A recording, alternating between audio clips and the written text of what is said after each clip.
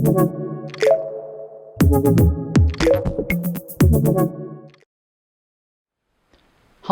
I'm Adil Fattar and welcome to this series of videos. These videos are part of your consent process, which includes the consultation with me, the written information I gave you in the clinic, and the letters in the post.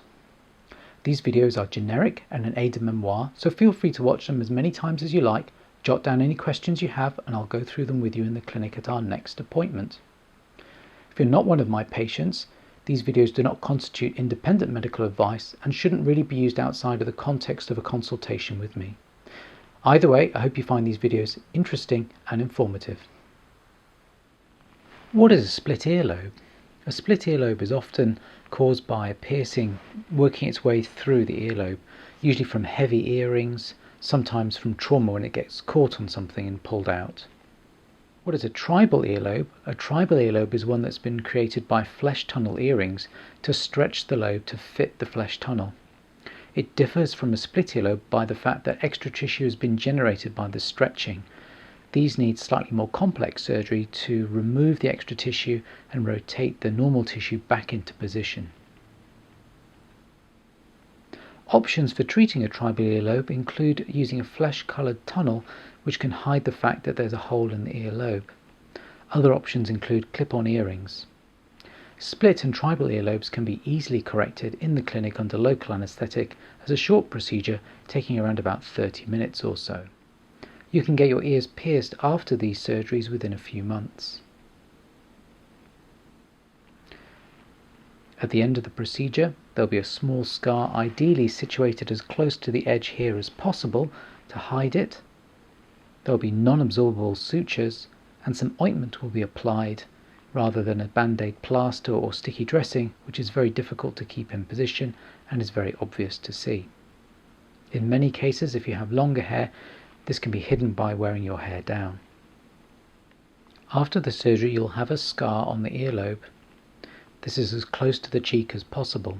The scar will be red and obvious to begin with, will quickly turn pink and eventually settle.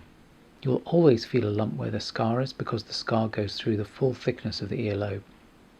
Sometimes scars can be abnormally red or lumpy for a prolonged period of time. Usually they settle with massage. Occasionally you can get a keloid scar. A keloid scar is a growing, thick, lumpy scar that's very troublesome and not amenable to treatment other than steroid injections, and it's still a great challenge to treat these. You may need referral to another provider to help with the keloid scar. After the surgery, the earlobes will be slightly different shapes and sizes. This is natural. Everyone's earlobes are slightly different shapes and sizes, and surgery can't make them perfectly symmetric. If I think they will be significantly different, you'll be warned beforehand, and this will be due to the flesh tunnel causing stretching in a very different manner in each earlobe. Risks following the surgery include infection, which is in the region of 2 to 5%. Usually this can be treated with antibiotics and that should be the end of it. It's very rare for it to be anything more than that. There's a risk of bleeding.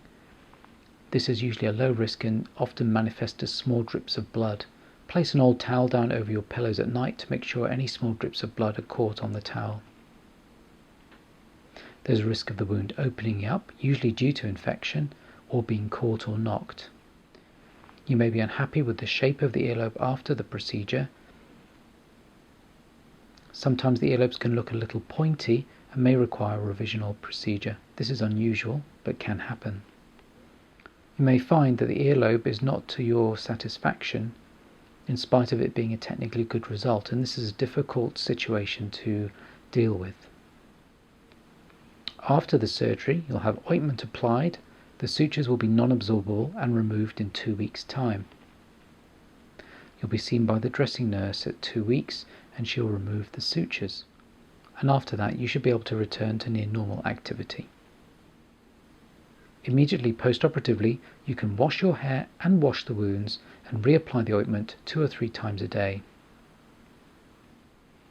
Normally I suggest you sleep propped up on some pillows and place a towel over the pillow to prevent any drips of blood that may happen damaging the bedclothes. Earlobe reduction is very similar to split and tribal earlobe repairs in terms of the patient experience. The main difference being that a rotation flap of earlobe tissue is created in order to reduce the size of the earlobe. Other than this technical modification, the recovery and experience of procedure itself is virtually identical.